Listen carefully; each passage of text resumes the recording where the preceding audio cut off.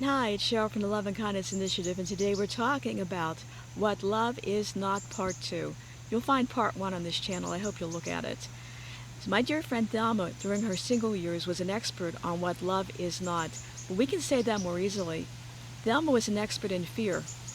She wouldn't have said it at that point in her life because she was so convinced that her fears were not fears, that they were good choices for her. Thelma got involved with a series of young people who were not mature emotionally. Many of them had addictions. All of them had the inability to be a true partner to her. They wanted the security of a relationship, but they also didn't want the responsibility that went with the relationship. So she convinced herself that's what love was like until the life partner showed up. The life partner was an adult. The life partner always, through the entire relationship, stood for what she believed, wouldn't accept anything less.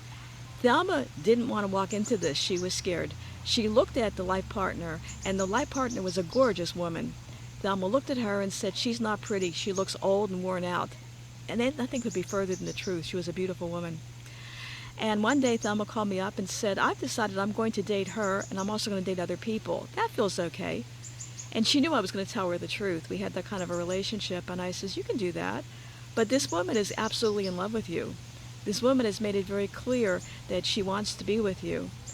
Why would you hurt her in this way by dating her and other people? Why would you allow this to happen? You've said you've wanted love for how many years now?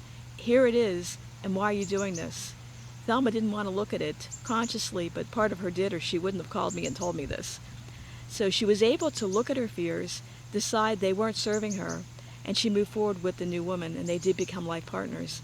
The life partner was a godsend to her all the way through the cancer experience. She did not abandon her. Thelma had mood swings. She was there. She supported her. She loved her. She did everything she could to help the experience along as best as she could. The life partner was a really good person, loved Thelma deeply. Even though she had many flaws, she didn't care. This was her love, and this is what she was going to do.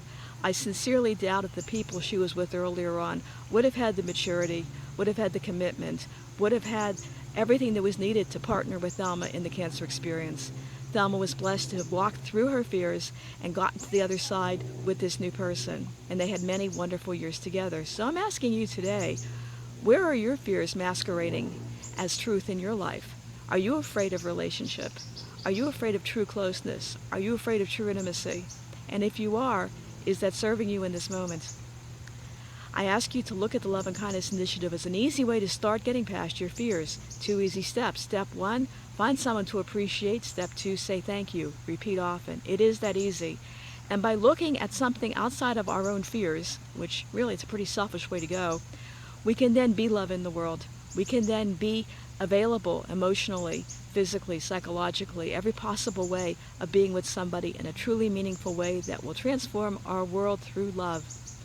To learn more about the Love and Kindness Initiative, please visit our website, which is transformingthroughlove.com. Love and kindness, and as always, let's do this together.